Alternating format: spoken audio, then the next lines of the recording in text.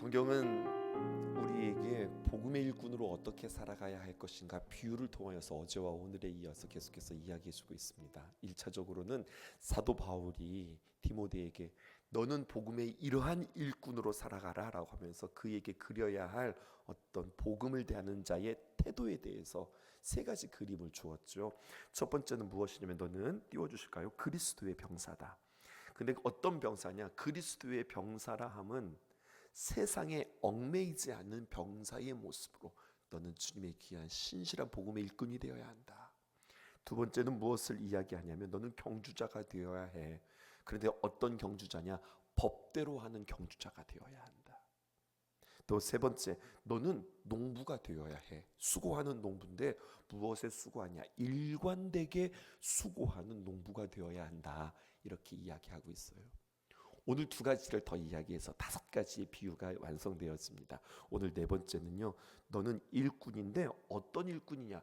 부끄러울 것이 없는 일꾼이 되어야 한다. 이렇게 이야기하는 거예요. 일꾼이면 일하는 사람이잖아요. 무슨 일을 하는 사람일까요? 오늘 특별히 성경에서는 복음을 전하는 일을 말하는 것입니다. 오늘 디모데후서 2장 14절에 있는 말씀 한번 보실까요? 이렇게 기록되어져 있습니다. 너는 그들로 이 일을 기억하게 하여, 이렇게 표현하고 있죠. 이 일이라고 하는 것은 앞에 말을 지시하는 지시대명사 아니겠어요? 앞에 말을 찾아봅시다. 어제 말인데, 어제 본문인데요. 디모데후서 2장 11절에서 13절입니다. 미쁘다 이 말이요. 미리 말씀드리면은요, 사도 바울이 이 복음을 말하는 겁니다. 미쁘다, 신실하다, 의지할 만하다, 이 말이다. 바로 복음을 말하는데, 복음을 이렇게 줄입니다. 우리가 주와 함께 죽으면 또한 함께 살 것이요. 12절 참으면이라고 이야기했는데 괄호치고 여기 이런 말이 있어요. 우리가 주와 함께 참으면, 이렇게 되는 겁니다. 우리가 주님과 함께 참으면 또한 함께 왕노릇 할 것이요. 주님과 함께 죽고 주님과 함께 참는 것, 이것이 바로 복음의 실제, 구체적으로 우리가 살아가는 복음의 삶의 모습이에요. 근데 반대도 있어요. 우리가 주님을 부인한다, 우리가 복음을 멀리한다, 그러면은요, 넘기지 말아 주시겠어요? 이렇게 표현되어 있습니다. 우리가 주를 부인하면 주도 우리를 부인할 것이라. 13절 우리는 믿음이 없을지라도, 우리는 신실하지 못하고 우리가 참 믿을 만한 모습들이 없지만 주님은 언제나 신실하시니 자기를 부인하실 수 없으시리라. 자기를 부인하지 못한다라고 하는 말은요, 이 복음에 대하여서 주님께서 신실하다, 이것을 말씀하는 거예요. 그러니까 이 복음의 말씀으로 인하여서 2장 14절 다시 한번 띄워주실까요? 너는 언제나 이 복음을 기억하고 너는 뭐 하지 말아라? 말다툼하지 말아라 라고 이야기하는 거예요. 유대인들에게 너희는 기억하라 라고 하면요, 유대인들에게는 언제나 무엇을 기억해야 했냐면, 그들은 출애굽 사건을 기억해야 했습니다. 근데 우리는 신약을 살아가고 성령의 시대를 살아가는 우리는 유대인은 아니잖아요. 우리는 무엇을 기억해야 할까요? 오늘 이 일을 기억하라 라고 이야기하는데, 우리는 십자가의 사건을 기억해야 해요. 또 구체적으로 이런 겁니다. 십자가 이전에 나는 누구였는가? 또 십자가 이후에 주님께서 나를 누구라고 불러주시고 누구라 칭하여 주시는가?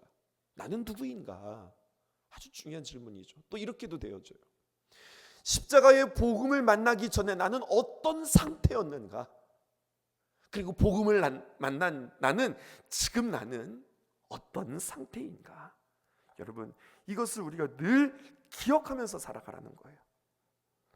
오늘 디모데후서 2장 14절 다시 띄워주시죠. 너는 그들로 이 일을 기억하게 해라. 디모데야, 너는 에베소에 있는 성도들로 하여금 언제나 우리 십자가 전에 우리는 누구였지? 십자가를 만난 우리는 누구지? 십자가 이전의 상태는 죄에 얽매여서 죄를 이기지 못했던 우리였으나, 이제는 십자가를 만난 우리는 죄를 승리하는, 죄를 넉넉히 이기는 우리들로 주님께서 우리를 부르지 않았느냐? 이것들을 늘 기억하고 이것에 집중하면서 살아. 그리고 쓸데없는 말들을 너희들은 하지 말고 말다툼하지 않고 살아가길 원해. 사도 바울이 그렇게 이야기합니다. 그러면서 또 한 가지를 고면합니다. 너희들은 기억하고 말다툼하지 말아라. 그 다음에 2장 15절에 부끄러울 것이 없는 일꾼은 어떤 사람이냐, 이런 거예요. 너는 진리의 말씀을 옳게 분별하고 부끄러울 것이 없는 일꾼으로 인정된 자로 자신을 하나님 앞에 드리기를 힘써라 라고 그렇게 이야기하는 거죠. 그러니까 부끄러울 것이 없는 복음의 일꾼은 무엇이면 진리의 말씀을 옳게 분별하는 거예요. 분별한다라고 하는 것은 무엇일까요? 제대로 인도한다, 그리고 정확하게 잘라낸다라고 하는 뜻입니다. 칼을 가지고서요, 우리가 종이를 자른다고 할 때 그냥 자르면 이게 삐뚤빼뚤하게 되어질 거예요. 근데 어떻게 하면 바르게 탁탁 자를 수 있을까요? 자를 대고 자르면은 정확하게 잘 자를 수 있죠. 여러분, 자가 없으면은 제대로 자를 수 없을 거예요. 하느님의 말씀이 우리의 삶을 이렇게 정확하게 분별하게 되어져요. 우리는 이 땅에 살아가면서 분별하면서 살아가고, 또 하나님의 귀한 말씀을 잘 분별해서 자를 뿐만 아니라 하나님 앞에 귀한 말씀으로 인도하는 사람 되어야 하는데요, 그러기 위해서는 두 가지의 삶을 살아가야 되는 거예요.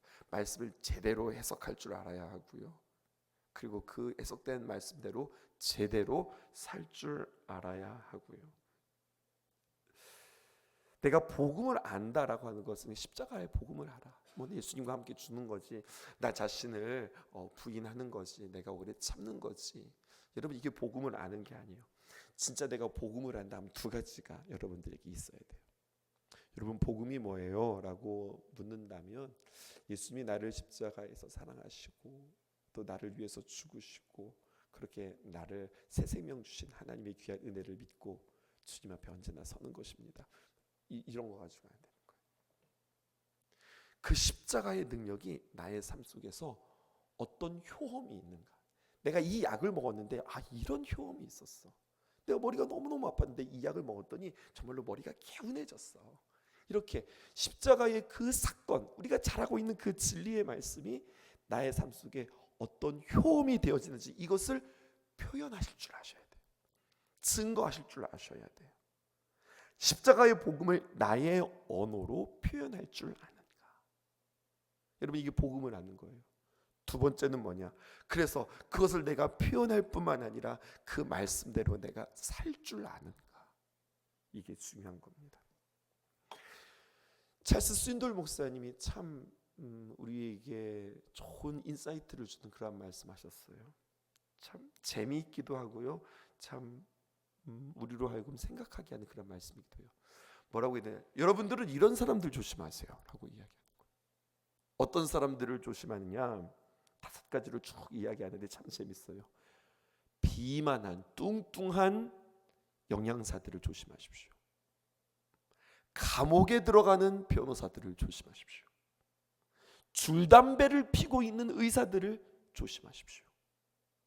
파산한 금융가들을 조심하십시오. 하나님의 말씀대로 살지 않는 설교가들을 조심하십시오. 영양사들은 영양을 책임지는 사람들 아니에요. 영양을 말해주고 영양이 무엇인지, 어떤 것이 우리의 몸에 이로운지를 이야기해주는 사람이, 근데 정작 자신의 몸은 관리하지 않아요. 그가 말하는 말은 거짓이라고 보는 거예요. 변호사들은 그의 죄를 변호해주는 사람인데, 근데 정작 자기가 감옥에 들어갔어. 이런 변호사들을 신뢰할 수 있을까요? 의사들은 우리의 건강을 책임지는 사람들이에요. 건강이 얼마나 소중한지, 건강을 지키는 사람인데 자기 스스로 줄담배를 핀다. 여러분, 이게 좀 말이 안 되는 거 아니에요? 이런 식인 거예요. 파산한 금융가들, 하나님의 말씀대로 살지 않는 설교가들, 너무 찔리는 말씀이에요. 그러니까 내가 복음을 안다라고 하는 것은 나의 언어로 그 복음을 표현할 수 있다, 그 효험을 말할 수 있다 뿐만 아니라 말만 하는 것이 아니라 그 복음대로 내가 살아간다. 이게 진짜 복음을 아는 거예요. 그러니까 우리는 하나님의 귀한 신실한 복음의 일꾼이 되어지기 위해서 두 가지를 해야 됩니다. 첫 번째는요, 양 무리들에게 하나님의 귀한 말씀을 공급하는 말씀의 공급자, provide 뿐만 아니라 내 양들을 보호하는 자, protect. provide, protect. 공급자와 그리고 보호자, 진리를 선포하고 그리고 영혼들을 보호할 줄 아는 자, 이게 바로 진정한 목자다라고 성경은 우리에게 이야기해주고 있어요. 디모데후서 2장 16절에서 18절에 보니까 17절 봅시다. 이렇게 이야기합시다. 16절부터 다시 한번 볼게요. 망령되고 헛된 말을 버리라. 그들은 경건하지 아니하며 점점 나아가나니. 17절, 그들의 말은 이런 표현이 있습니다. 악성 종양이 퍼짐과 같으니데 그 중에 후메네오와 빌레도도 있느니라. 이렇게 이야기합니다. 악성 종양하면 우리는 암덩어리 생각하기 쉽죠. 근데 원어에 보면은요, 암덩어리를 말하는 것이 아니라 이런 표현이에요. 어떤 독이 우리의 체내에서 점점 이렇게 확산되어져 가고 퍼져가는 것. 그런 의미에서 악성 종양 암덩어리라고 표현해도 맞는 것 같아요. 이제 암이 무서운 게 무엇이냐면 그냥 어떤 한 부위에 있는 것이 아니라 그게 점점 전이 되잖아요. 그래서 무서운 거잖아요. 그런데요, 그들은 마치 어떤 존재냐? 악성 종양과 같이 퍼져가는 사람들이다. 성경은요, 이러한 사람들을 정확하게 수술하듯이 도려냈습니다. 그 중에 두 사람을 언급하고 있죠. 참 아쉬운 사람들이에요. 누굽니까? 후메네오와 빌레도가 있느니라 라고 이야기합니다. 이들에게 강력하게 치리한 이유는 무엇이냐면 거짓된 진리를 만들어내고 복음을 가리는 자가 되었어요. 여러분, 우리는 우리 아주 적극적으로 적용되어지는 말씀은 아닙니다만 우리가 진리를 분별한다. 진리를 분별하기 어려운 거짓 가르침이 참 우리가 분별하기 어려운 이유는 무엇이냐면 잘 들어보세요. 거짓 가르침이 아주 완전 새빨간 거짓말이 아니기 때문에 이것을 구별하기가 어려운 거예요. 거짓 가르침, 이단 사설에도 진리의 파편이 있습니다. 반짝이는 게 모든 게 다 금이 아니듯이 여러분, 거짓 가르침을 보게 되어지면, 그러니까 이단이 무엇입니까? 처음부터 끝까지가 다 다른 게 아니에요. 끝단자에 다르기자를 쓰는 거예요. 처음엔 우리 말씀대로 보십시다, 우리 성경만 이야기하십시다 라고 시작해요. 틀린 말은 아니잖아요. 근데 쭉 가다가 끝을 보면은 그 끝에는 누가 있느냐? 사람이 있는 거예요. 구세주가 사람인 거예요. 그게 이제 이단인 거죠. 이단을 분별하기 어려운 것은 그 안에 진리의 파편이 있다는 거예요. 그러면 우리는 어떻게 이게 잘못된 가르침, 잘못된 거짓 가르침인지 우리가 분별할 수 있을까? 여러분, 오늘 이 말씀을 잘 기억해 보세요. 이것은 가르침뿐만 아니라 사람도 마찬가지입니다. 무엇이 거짓인가? 이야기를 잘 들어보면 기승전결, 무엇으로 끝나냐면 직접 대놓고 말하기도 하고 은근히 말하기도 하고, 결국 그 이야기의 끝에 무엇이 드러나느냐예요. 뭐가 드러나느냐? 사람이 드러나느냐? 사람의 공로가 드러나느냐? 그래서 주목받는 것이 사람이냐? 그래서 사람이 영광받느냐? 여러분, 이것은 거짓입니다. 영광 받으실 분은 우리 하나님이십니다. 근데 가만히 이야기 들어보니까 내가 했잖아, 우리가 했잖아, 결국 내가 드러나는 거예요. 여러분, 우리는 하나님 앞에, 말씀 앞에 어떤 사람으로 배웠어요? 겸손한 사람입니다. 하나님이 영광 받으시고 하나님이 드러나는 사람이지 내가 드러나는 거 아니잖아요. 여러분, 이거 거짓입니다. 또 두 번째, 무엇이 드러나는가 했다면 두 번째, 무엇을 의지하게 하는가? 결국 그 이야기들을 잘 듣게 되어서 결국 나는 하나님을 의지하게 되는가? 맞는 거죠. 근데 가만히 보니까, 그러니까 당신 나 아니면 안 돼. 자꾸만 누구에게 매이게 되는 거예요? 하나님의 말씀을 전하는 사람에게 매이게 되어지는 거예요. 거짓이다. 세 번째는 무엇이에요? 우리가 소망해요. 우리가 바라고 소망해요. 근데 바라고 소망하는 것이 이 땅의 그 무엇이냐? 아니면 천국이냐? 영원한 나라냐? 아니면 유한한 이 땅이냐? 무엇을 소망하게 하느냐? 결국 그래서 그가 소망하게 하는 것은 무엇이냐? 누가 영광 받느냐? 누구를 의지하게 하느냐? 또 무엇을 소망하게 하느냐? 이것을 통해서 참과 거짓이 구별되어지는 거예요. 진리뿐만 아니라 우리의 삶의 태도도 마찬가지예요. 우리는 대놓고 아니면 은근히 내가 했어, 내가 컨트롤해, 내 말대로 하게 되었어. 이게 정치 아닙니까? 결국 우리의 뜻과 우리의 마음대로 우리의 의지대로 우리끼리 뭔가를 해나가는 거, 그게 정치 아니겠어요?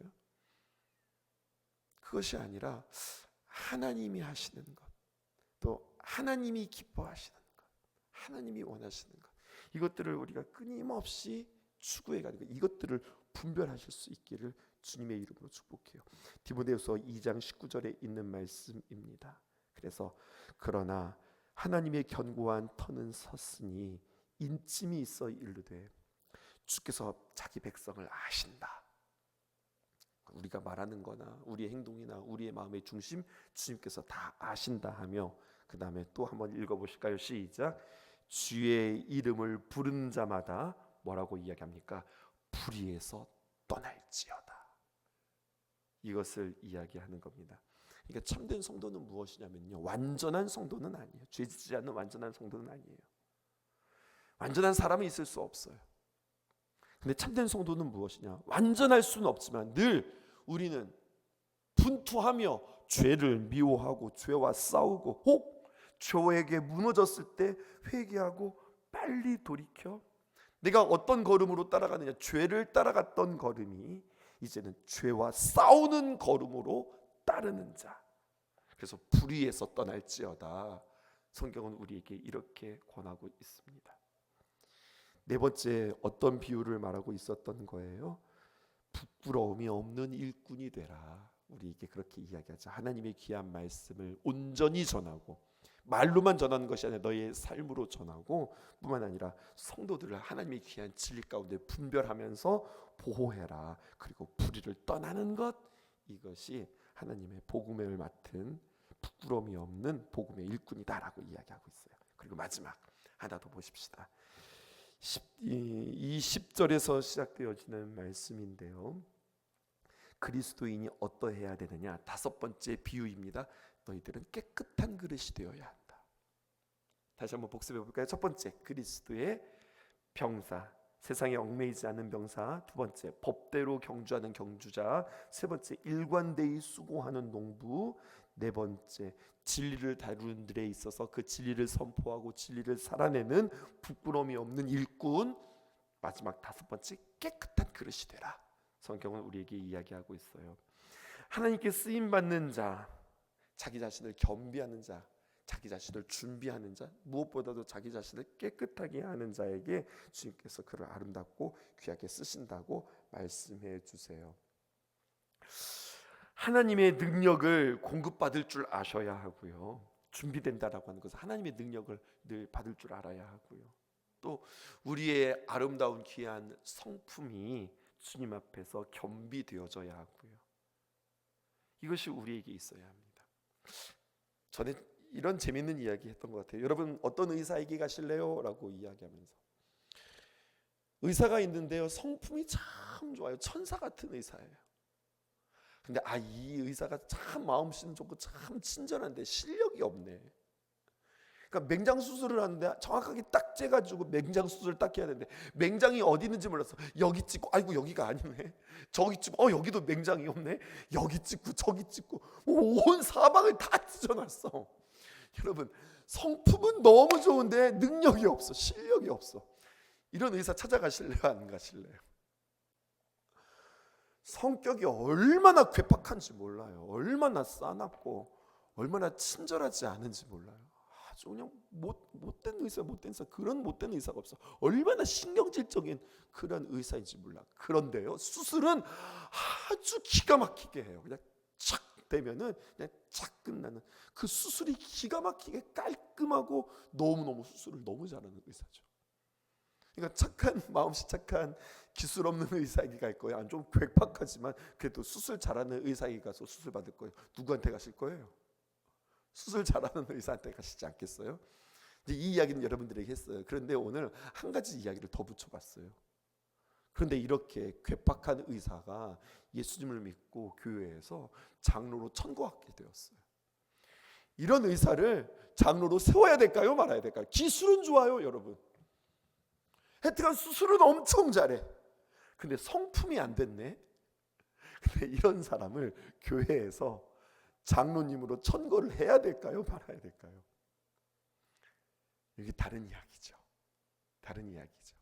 세상에서와 교회에서는 다른 이야기죠. 그럼 제가 하나 더 이야기해 볼게요. 그러면 우리는 하나님 앞에서는 어떻게 될까요? 이건 세상 앞에서도 아니고 교회에서도 아니고 하나님 앞에서 우리는 어떤 사람이 되어야 할까요? 물론 실력도 좋고 성품도 좋은 사람 되어야 하겠죠. 근데 하나님께서는 만약에 굳이 한 가지를 꼽으신다면 무엇을 보실까요? 하나님 앞에서 우리는 어떤 사람이 되어야 할까요? 이것을 생각해 보는 겁니다. 깨끗한 그릇이다라고 하는 것은 그냥 죄짓지 않고 날마다 십자가의 보혈로 내 자신을 정결하게 씻는 것, 그 정도의 이야기가 아닌 것 같아요. 오늘 말씀 다시 한번 보십시다. 20절에 있습니다. 큰 집에는 큰 그릇과 은 그릇뿐만 아니라 나무 그릇과 질 그릇도 있어 귀하게 쓰는 것도 있고 천하게 쓰는 것도 있나니. 21절 여러분들 함께 읽어보실까요? 시작. 그러므로 누구든지 이런 것에서 자기를 깨끗하게 하면 귀히 쓰는 그릇이 되어 거룩하고 주인의 쓰임에 합당하며 모든 선한 일에 준비함이 되리라. 예수 그리스도의 십자가의 사역은 우리로 하여금 정결하게 하시는 주님의 귀한 은혜의 사역이었습니다. 그런데 성경은 십자가의 보혈로 우리를 정결하게 씻으라 이렇게 이야기할 뿐만 아니라 더 적극적으로 우리가 주님 앞에 귀하게 쓰임 받는 그릇으로서 참여하기를 원해요. 먼저 결론부터 말하면 이렇게 되어집니다. 귀하게 깨끗하게 되어지면 세 가지. 21절 볼까요? 자신을 깨끗하게 하면 거룩함, 합당함, 준비됨. 자신을 깨끗하게 하면 너는 거룩한 그릇 된다. 쓰기에 합당한 그릇 된다. 너는 주인에게 쓰임 받기에 준비된 그릇 된다. 이렇게 이야기해요. 어떻게 깨끗하게 하면? 깨끗하게 하는 구체적인 나를 어떻게 깨끗하게 할까요? 이것을 성경은 2장 22절에서 이렇게 이야기합니다. 어떻게 깨끗하게 하느냐? 두 가지. 피하고 따르라. 이게 구체적인 표현이에요. 피해라. 좀 소극적인 방법입니다. 너는 청년의 정욕을 피하고, 여러분 청년의 정욕을 피한다라고 할 때 이 단어를 잘 해석하셔야 됩니다. 이거 지금 첫 번째로 디모데에게 이야기하는 거잖아요. 디모데가 이 편지를 받을 때는 약 30대 초반에서 중반. 그래서 저는 늘 우리 이본영 전도사님이나 성스러운 목사님 정도가 우리 디모데의 나이입니다 그렇게 이야기했는데요. 청년은 아니에요. 그 당시 정서로 볼 때 30대 초반이 청년은 아닙니다. 여기에서 청년의 정욕을 피하고라고 하는 것은 어떤 젊은이의 혈기왕성한 어떤 육체의 정욕만을 말하는 게 아니에요. 이 젊은이들이 그 마음 가운데 있는 어떤 변덕스러운 충동 같은 것들을 이야기하는 거예요. 그런데 어떻게 합니까? 피하라는 겁니다. 그런 유혹들이 있을 때, 어떤 충동들이 들어올 때에 정욕을 포함해서 이런 것들이 올 때 어떻게 너 자신을 깨끗하게 하느냐? 피하라는 거예요. 구체적인 이야기가 있죠. 어디에서 우리는 찾아볼 수 있어요? 창세기에 보면은요, 이 요셉에게 보디발의 아내가 자꾸만 유혹합니다. 그런데 요셉이 어떻게 이것들을 대처합니까? 단호하게 대처하죠. 그 자리에서 뛰쳐나갑니다. 그런데 보세요, 이 보디발의 아내가 그렇게 한두 번 유혹하고 끝나는 것이 아니라 주경가들에 의하면 이 보디발의 아내가 요셉에게 1년 가까이를 계속해서 끊임없이 그에게 유혹했다는 거예요. 그러니까 유혹은 이런 거예요. 한 번 찾아오고 끝나는 것이 아니라 계속해서 우리가 넘어질 때까지 계속해서 우리에게 찾아오는 겁니다. 끈질기게 유혹하는 거예요. 한 번만, 한 시간만, 한 모금만, 한 잔만, 한 편만, 이번에만, 오늘만, 계속 그렇게 이야기하는 거죠. 여러분, 죄는 인격이라 했습니다. 죄는 생명력이라 하였습니다. 처음에는 죄 짓는 것이 두려워요. 근데 여러분, 한 번, 두 번 죄를 짓잖아요. 그럼 여러분, 이것은 그냥 그렇게 한두 번 죄를 짓는 것으로 끝나는 것이 아니라 이것은 우리에게 습관이 되어집니다. 여러분, 그리고 습관은요, 그냥 습관으로 끝나는 게 아니에요. 습관은 중독이 되어집니다. 죄를 지으면 지을수록 다음에는 그 죄가 더 쉬워지는 거예요. 더 크게 죄를 짓게 되어지는 거예요. 처음부터 소도둑 없어요. 무슨 도둑이 무슨 도둑 된다는 거예요? 바늘 도둑이 소도둑 된다는 이야기. 그거 어떻게 보면 성경적인 이야기인 것 같아요. 여러분, 죄는 생명력이 있다. 그러므로 작은 죄를 경계하십시오. 죄를 피해라. 이게 내 자신을 깨끗하게 하라는 겁니다. 근데 성경은 이렇게만 이야기하죠. 더 적극적으로 어떻게 하느냐, 따르라 라고 하는 거예요. 따르다라고 하는 표현은요, 마치 맹수가 먹잇감을 포획하듯 추격하라라고 하는 그런 의미입니다. 따르다라고 하는 표현이 빌립보서 3장 14절에서 사도 바울이 또 이렇게 표현했어요. 표대를 향하여 그리스도 예수 안에서 하나님을 위하여 부르신 부름의 상을 위하여 어떻게 됩니까? 따르다라고 하는 것은 그냥 주님과 함께 동행하면서 따르는 것, 이게 아니라 막 달려가는 것을 이야기해요. 무엇을 따르라 우리에게 이야기합니까? 의와 믿음과 사랑과 화평을 따르라. 시간이 없어서 이런 요소들을 다 여러분들에게 설명할 수 없지만 결국 의와 믿음과 사랑과 화평은요, 복음의 본질이에요. 십자가의 복음을 끊임없이 추구하고 내가 그것을 향해서 목마르게 따라가라. 이것이 우리의 자신을 정결하게 하는, 깨끗하게 하는 비결이라고. 그렇게 되면 너는 거룩한 그릇 되는 거야, 합당한 그릇 되는 거야, 준비된 그릇 되는 거야 라고 이야기합니다. 어제와 오늘 사도 바울이 우리에게 아주 좋은 예시 5가지를 우리에게 이야기해 주었잖아요. 이것들을 머릿속에 이렇게 그려가면서 내가 이러한 삶의 태도, 이러한 모습으로 살아가겠습니다 고백하는 저 여러분들 되어지기를 주님의 이름으로 축복합니다. 기도하겠습니다. 어려운 일 당할 때 나의 믿음 적으나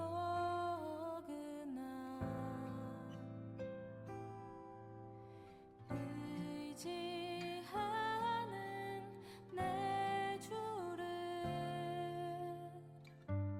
더욱 의지합니다. 성령께서 내 마음 밝히 비춰주시니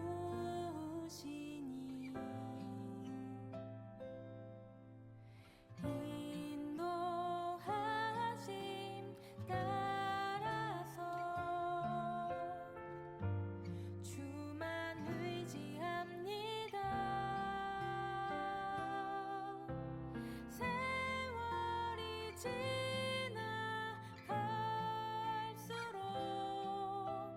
의지할 것은 예수뿐일세. 무슨 일을 만나도 예수 의지합니다. 밝을 때의 노래와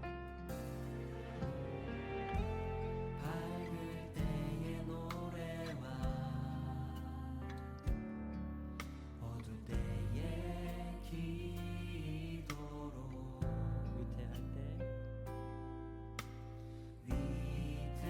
위태할 때 도움을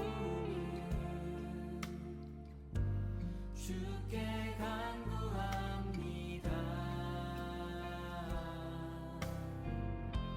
생명 있을 동안에 예수 의지합니다.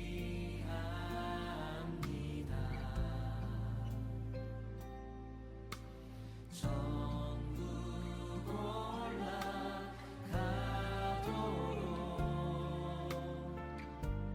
의지할 것뿐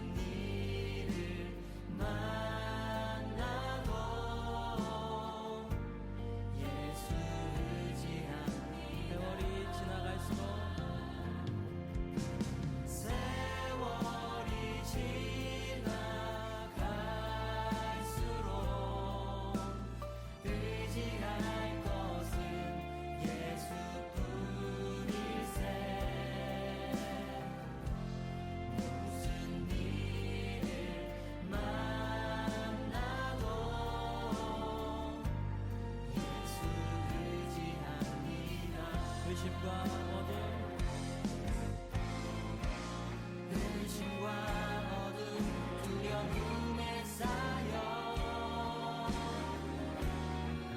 낙심하고 있는 나에게 주 같은 불배사 나의 길을 인도하시네 비춰주시네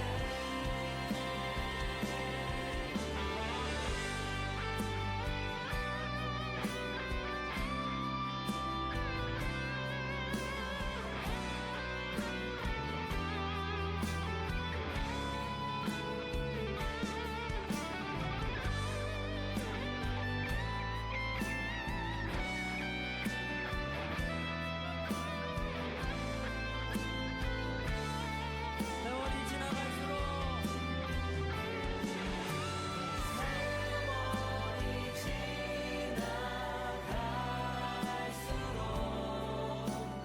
의지할 것은 예수뿐이세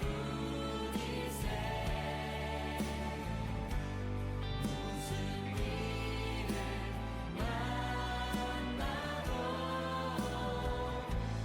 예수를 다시 한번 세월이 지나갈수록